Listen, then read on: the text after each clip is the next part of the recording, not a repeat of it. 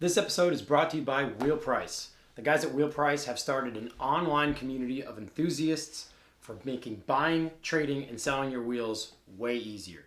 If you're like me and you like buying or searching for everything from motorsport wheels from the vintage era all the way up through modern wheels like rotiform forged wheels or even a cast wheel that you want to put on your daily driver, Wheel Price is becoming the hub of places for enthusiasts to list their wheels and search for their wheels. Because they are wheel enthusiasts, they've made it super easy to search for wheels and every criteria that guys like us want to search for wheels in, whether or not it's the make of the wheel, specs, location, price. All of that's included in the criteria of all of the sales ads. Not only do they have a website, but they've got a downloadable app for free on your app store, both for the iPhone and Android devices. So head to wheelprice.com or the app store on both your iPhone or Android device to list or find your next set of wheels now. I've put the links to all three of those in the description of this video below for both wheelprice.com or the links directly to the Wheel Price app on both your Android or iPhone devices.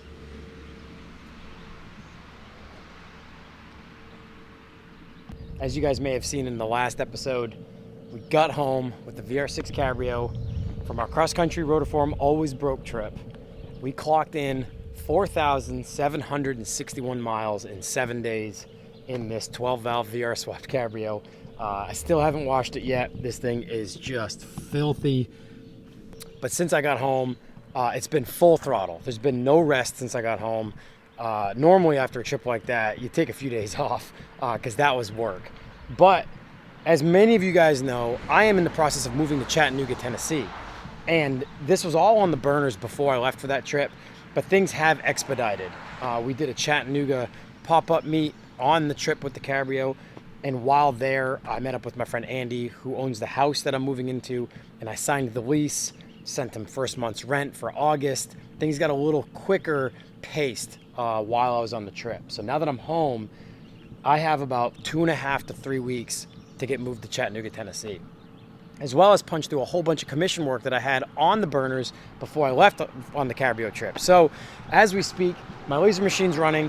I'm making over 100 laser engraved wooden plaque awards for my friend Corey Sterling for his show Vag Fair York, which is next month in August in Pennsylvania.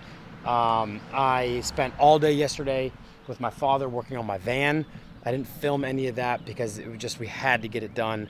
And as many of you guys know, filming and doing all this stuff takes a ton of time. So I had some transmission issues I needed to sort out on the van, a new mass airflow sensor, rerouted my transcooler lines. We rewired the whole van for the trailer, lights and brake setup, which took some time as well. Fluid changes, oil change, just a bunch of stuff. But now the trailer brakes on my trailer aren't working for some reason, so we got to look at that today. So basically today's video, as far as I know, beginning the video here, here's the Polo. What I think I'm going to do today is get the Sentry out of my 24-foot enclosed trailer and get the 700 and the 2F Polo in it to make sure I can fit both cars and see where I'd have to build new anchor points to safely transport both cars in one go for a haul to Chattanooga, Tennessee. Because I'm doing all of this myself, I only have a one-car trailer, and I want to do this in as few trips as possible. So my thought process is make a run to Chattanooga in the next week or two, where it's mid-July as I'm recording this. Hopefully get the 700 and the Polo down in one run, single-car trailer, with my van filled with a bunch of belongings from my house. And also, as we speak, I've been packing my house up. Nothing but cardboard boxes and plastic totes in my house right now, trying to get everything consolidated, stuff that I'm not going to keep, stuff I'm not taking with me. I've decided to sell the Q45. If for some reason by the time this goes live, if I still have the Q45, make sure to follow me on Instagram. And if you already do, I'm making day-to-day posts about that car. $3,500, come and get it. California car. I did a coast-to-coast trip in that car as well. If you guys look back to last fall in these videos here on the channel, I did a 3,000 plus mile drive from LA home in that car as well. Great car, but I've got to consolidate. I have to consolidate. I think I might bring my Mark V Jetta with me down to Chattanooga. I've had that car for 3 years and it's super boring. The Q45 is way cooler, but I've had that car longer. I've done a ton of maintenance to it, and I'd just rather sell the Q45 to someone who's gonna make something cool out of it sooner than later. For me, I don't know when that'll be. Maybe we'll take this thing for a spin today. Yeah.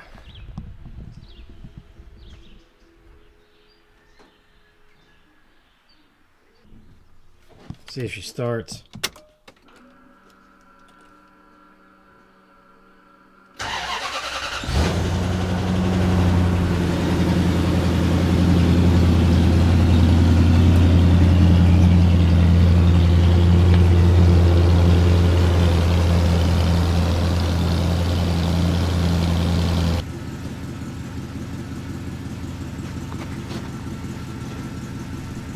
I haven't done this with only one hand before.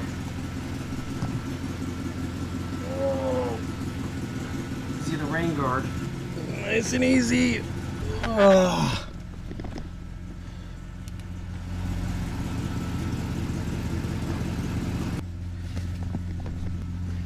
I was in the process of speccing out enclosed trailers before I even found this car. I'd always looked for this car. As many of you guys know, I was looking for one of these cars, a long wheelbase Century, for years and years. But I was in the process of speccing out an enclosed trailer, and I was looking at 18 footers, and then I put my Corvair in an 18 footer and realized it was pretty tight. So I was like, all right, I'll spec out a 20 footer. Then I'm like, all right, I'm sold on a 20 footer. Then I bought this car. This car is 20 feet long. It's like just under 20 feet. It's like 19 and change. And so I'm like, well, there goes that idea. So I bought a 24-foot trailer. And I don't have a man door or an escape door in this trailer either. So I Dale Earnhardt it, getting in and out.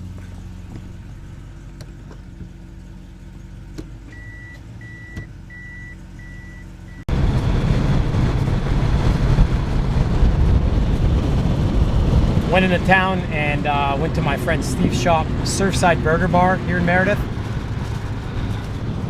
Secured the bag for my father and I. He's been helping me out the last couple of days on my trailer and my van. So since I am moving in the next couple of weeks and I won't have the opportunity to not just have lunch with him, but buy lunch for him, I figured I'd do that. And as you guys can see, I'm in the Century. Always a treat driving this car. Super excited that I still have it.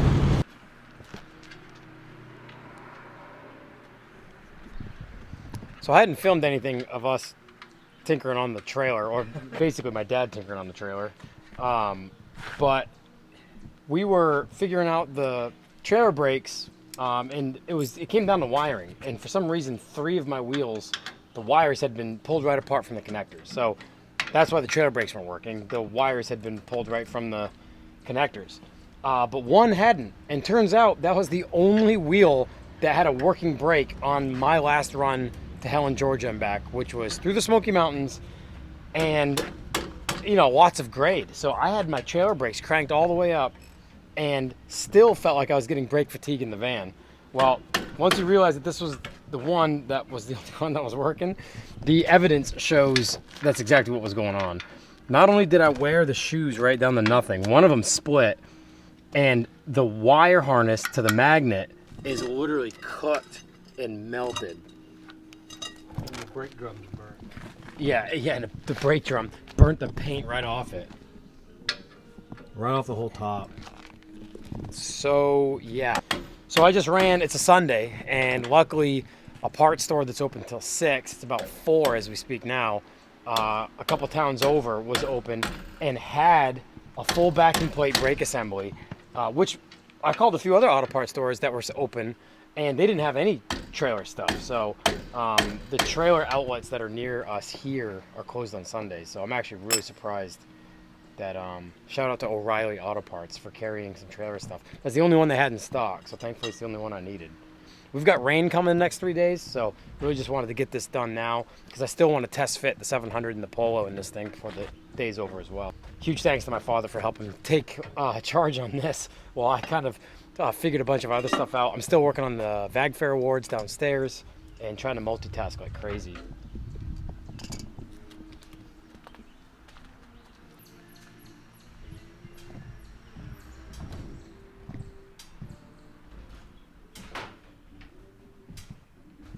All right, so I loaded the 700. 700's all the way to the front of the trailer, and I mean all the way.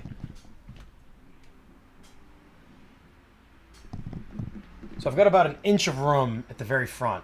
And this trailer being a 24-foot trailer, it's 24 foot to the box. So being a V-nose, this is all added room. And since this is only 50 inches wide, this car, and doesn't have a front bumper on it, I can get this pretty tight. I don't think it's gonna have to ride this tight. I think once I get the Polo in behind it, if my measurements are right, I think I'll have a little bit of room to pull this back. And I'll be able to get a couple more D-ring anchor points behind the 700 so I can get the Polo anchored properly as well. So I'm gonna go get that, pull that in, and see what we got for space.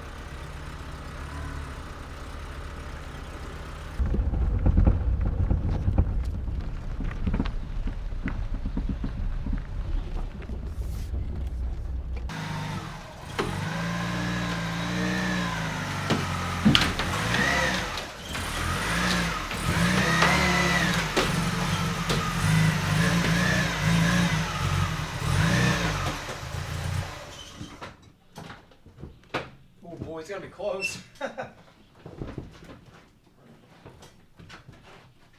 The door will shut. Good. The door will shut. There's 2 cars in this thing. That's amazing. Is that what it is? 2 cars? Car and a half? Yeah, I suppose you count that a car. Wow. Yeah, and there's like room to move the 700 back a little bit if I have to. Yeah, this will. I'm a little far back to the D-rings here, but I might be able to utilize a wheel strap.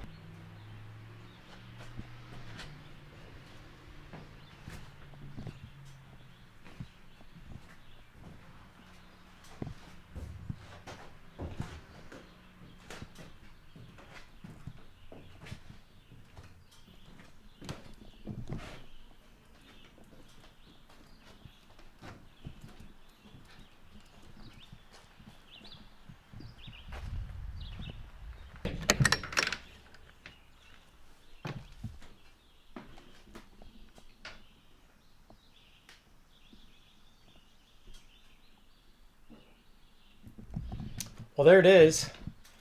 2 cars in my single car 24-foot trailer. So that worked out real well. Like I said before, I haven't anchored anything yet. I think I do need to put 2 D-ring anchor points right about here so I can pull forward on the front of the Polo and back at the rear. And then what I'm going to do is I'm going to pull forward and back to that center D-ring. In transit, this will be perfect. So yeah, ecstatic. I mean, I pulled all the measurements, but you don't really know until you actually try it. I've got 6 to 8 inches here that I can mess with. I can bring the 700 back a little bit and get it away from that wall.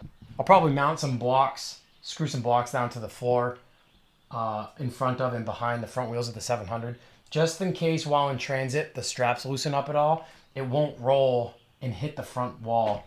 And because the first point of impact is the headlights and the headlight rings on the 700. So I'll probably do that, get some D-rings for the floor. I think we're all set. This will be the first run. I think this is going to be the first run down to Chattanooga. Will be these 2 cars in this trailer and the van filled with whatever I can fit in it of my personal belongings. And the trailer sits perfectly. So the 700 is rear engined, so there's not too much tongue weight up front. So the rear engine of the 700 is right about here with enough car ahead of it for ample tongue weight. To be honest, this thing isn't squatting half as bad as it does when just the Century is in there. And that obviously, the front end of the car is way up front. So the trailer looks real good distribution-wise. And the van being a 3500 1-ton doesn't look like it's squatting too bad either, which is great.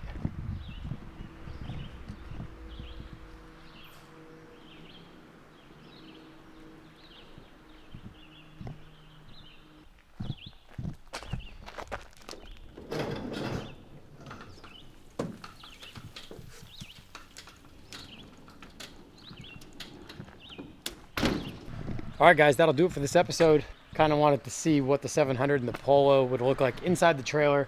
But yeah, super excited that this will work out and I'll be able to get 2 cars down to Chattanooga in one run. But that's it, guys. Thank you so much for watching. A quick update on the Rotiform Always Broke merchandise. Thank you guys so much for all of the pre-orders and for coming out to the pop-up meets to pick stuff up in person. You guys exceeded our expectations on the support on the trip. Now that I'm home, I've said it on Instagram already to keep you guys in the know, but I've tallied up all of the pre-orders and they're at the printers in California, the printers that Rotiform uses, and they're going to drop ship all of that right to me, and I'm going to be doing all of the order fulfillment. So I'll be doing all the packaging, labeling, and shipping of all of you guys' shirts, hats, and key rings. So although that's a massive workload with everything I have going on, they said about a 2-week turnaround for all of the merchandise. So hopefully within 2 weeks, I'll have everything here, and hopefully within that week, I'll have everything out to you guys. So I know it's a little bit longer of a wait than most people would probably want. So I'm hoping that from when this episode goes live, we're looking at 3 weeks and you guys are getting your stuff. If you follow me on Instagram, I will be making day-to-day or at least every week, I'll be giving updates as to what the news is on all the merchandise. That way nobody gets left out in the dark and nobody doesn't know what's going on. That is the latest, a few weeks out. I'm doing all the work myself, so please be patient. So again, thanks for watching, guys. I don't know what the next episode will be, but it'll probably be me packing up all my stuff and trying to figure out how on earth I'm getting everything to Chattanooga. We'll see you guys in the next episode.